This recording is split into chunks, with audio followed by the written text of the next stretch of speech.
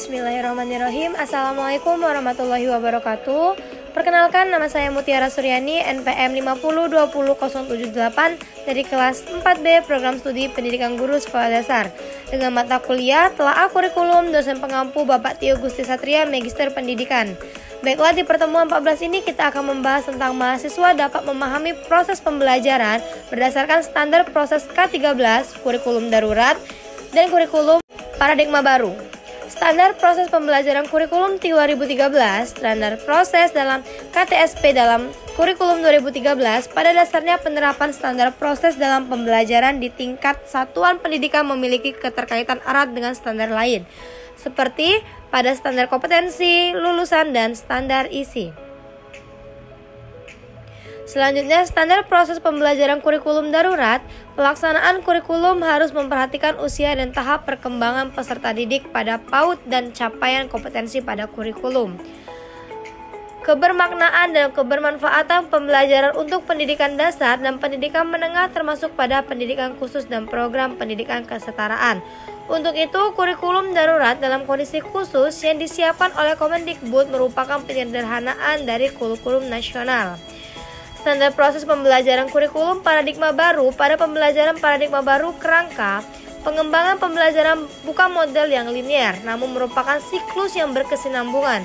Pembelajaran paradigma baru mencakup pemetaan standar kompetensi merdeka, belajar, dan asesmen kompetensi minimal sehingga menjamin ruang yang lebih leluasa bagi pendidik untuk merumuskan rancangan pembelajaran asesmen sesuai dengan karakteristik dan kebutuhan peserta didik.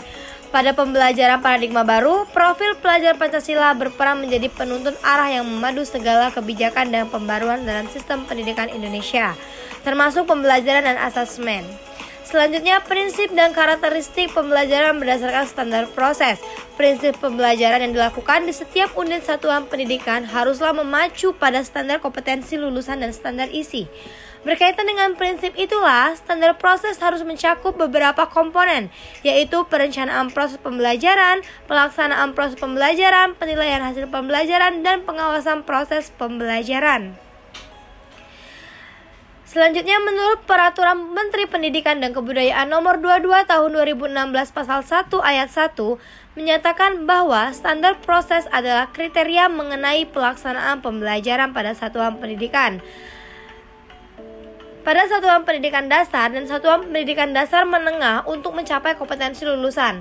Ayat tersebut menjelaskan bahwa untuk mencapai tujuan dan pembelajaran dibutuhkan serangkaian proses yang sistematis dan terencana. Baiklah, itulah materi di pertemuan 14 ini. Semoga kita sama-sama bermanfaat. See you pertemuan ke-15. Saya akhiri. Wassalamualaikum warahmatullahi wabarakatuh.